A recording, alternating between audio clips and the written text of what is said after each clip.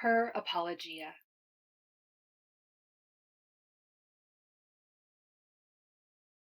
It was a violence like falling in love. Hovering over the surface of the page with my vials of paint, little brush, little sponge, a slow, fragrant intoxication.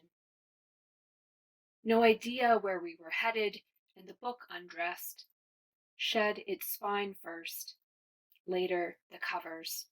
I brandished a knife.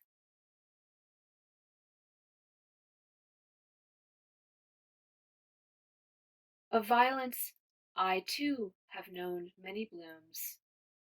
This book is cut from the trauma and grief of gaslighting.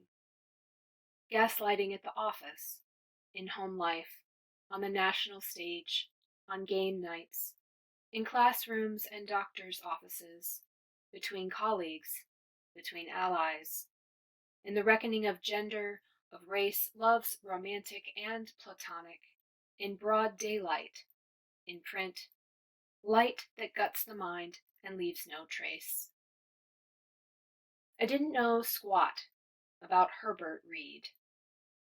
When I found his cardinal red, cloth-bound text, The Meaning of Art, at a library discard sale, summer of 2016, in that pre-election heat, and me dumbstruck by hate swamping the spillways of the American political stage, when I glimpsed his musty male body ruminating on other male bodies of work, I thought, for a buck? Sure, I could amuse myself. Before I was a poet, I was a dancer. Fluent in classical ballet, I communicated without words through a form born of and wedded to colonial patriarchy. It was a privilege, one of many. I passed hours through music sculpting my body for flight, learned my inner workings via the mirror. I'm a white woman, cisgendered, married to a white man of Generation X, and a mother.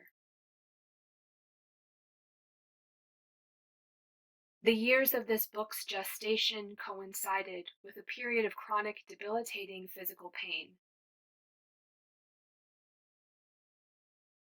Mitigation of which was a factor in nearly every decision I made. In the worst years, I could not sit in a chair for more than a few minutes. Full-time employment was impossible.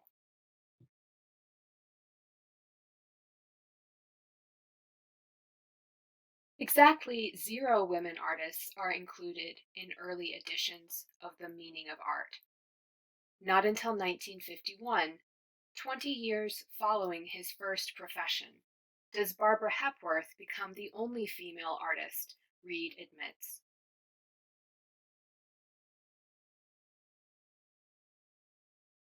The title, Her Read, may be figured in several ways.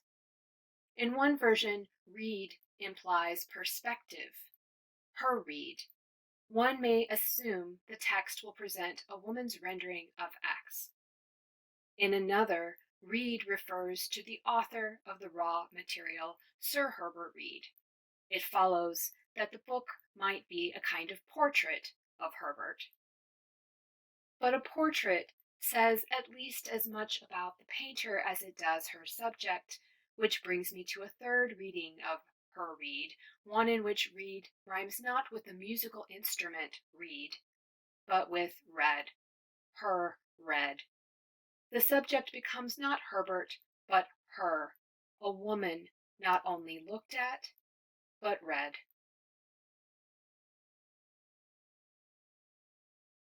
Sir Read, long dead, can never read this text.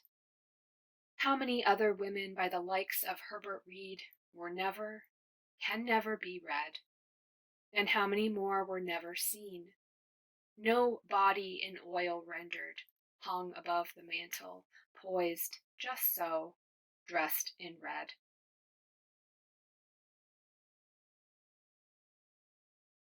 And yet the museums are filled with women. Muses silent and terrible, maternal and virginal, atop stony pedestals framed in gilt. They fill our collective imagination. It requires an exorcism not to define ourselves, regardless of gender, relative to these objects, women as told through the stories and paintings of men. Couple that with all the ways worship of the Virgin Mother and her need to be protected is used as grounds for other state-sanctioned erasures. The beloved weaponized. We cannot count the ways. It was a violence like falling in love. Yes. A labor to prevent self-harm. Yes. And these plastic arts, a performance of plastic surgery.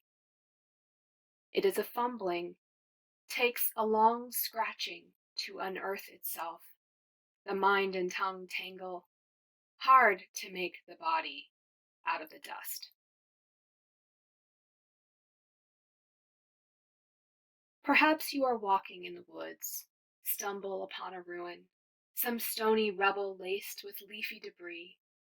Then, in a half-lit recess, a glint of what? Spun thread? Are you curious? Lonely? Desperate to fasten a button? Might you attempt, without breaking, to extract it? Reader, it breaks. We are filled with faults. Here it is again, an embroidered wound.